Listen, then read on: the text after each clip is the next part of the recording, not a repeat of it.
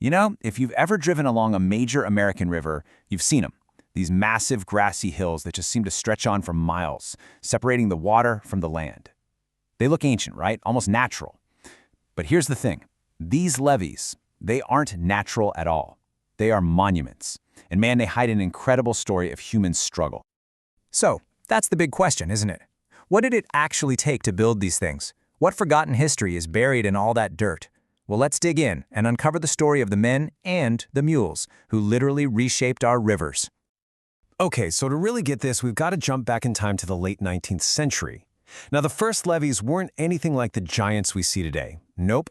They were these small, kind of thrown-together embankments, often just a few feet high, usually built by plantation owners trying to protect their own patch of land. But the thing about a powerful river is it always finds a weak spot. Before the late 1800s, just try to imagine it. Building levees meant backbreaking work with shovels and wheelbarrows. But then, a piece of technology came along that was a total game changer: the Fresno scraper. It was basically a big, tough, bottomless metal bucket pulled by two mules. And with it, a single driver could suddenly do the work of an entire crew of shovelers. This simple tool is what made large-scale earth-moving even possible. It defined an entire era. So, you've got the technology with the scraper, but the real engine of this construction, that was human. This is where we enter the era of the levee camp, a brutal, transient, and deeply exploitative labor system that powered this whole operation. You know, a blues song from that time really says it all. The lyric goes that a man in the levee camp might only have 2 legs, but he's putting in the same hours that a mule does on 4.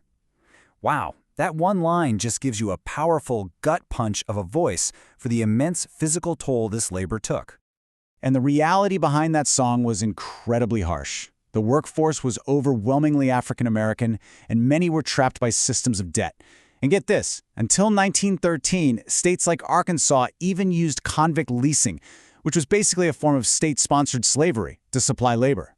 Life in the camps was grueling. We're talking sunup to sundown, 6 days a week, with discipline enforced by armed foremen they called shack bullies.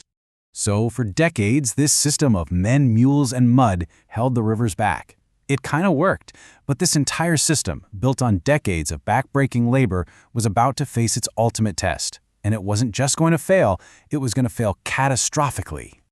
In the spring of 1927, historic rains and snowmelt sent this unbelievable torrent of water down the Mississippi, and that patchwork levee system, built piece by piece over half a century, was just completely overwhelmed. The river didn't just find one weak spot, it found all of them. The scale of the devastation is honestly hard to comprehend, but maybe this number helps. In towns like Lake Village, Arkansas, the floodwaters were 12 feet deep. 12 feet.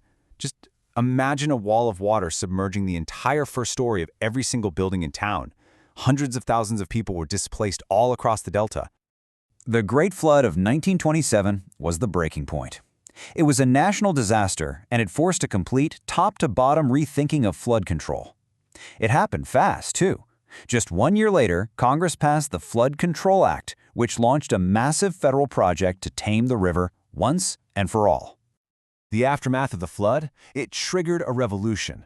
The goal was no longer just to hold the river back, but to completely re-engineer the delta. And that meant a new scale of construction and new technology to match it. And the scale of this new federal project was just staggering. Before 1927, a typical mile of levee had about 421,000 cubic yards of earth. After the flood, that more than doubled to over 900,000. To put that in perspective for you, that's roughly 60,000 dump truck loads of dirt for every single mile. Unbelievable. Yeah, you just can't move that much earth with men and mules. It's just not possible. Technology had to evolve, and it had to evolve rapidly.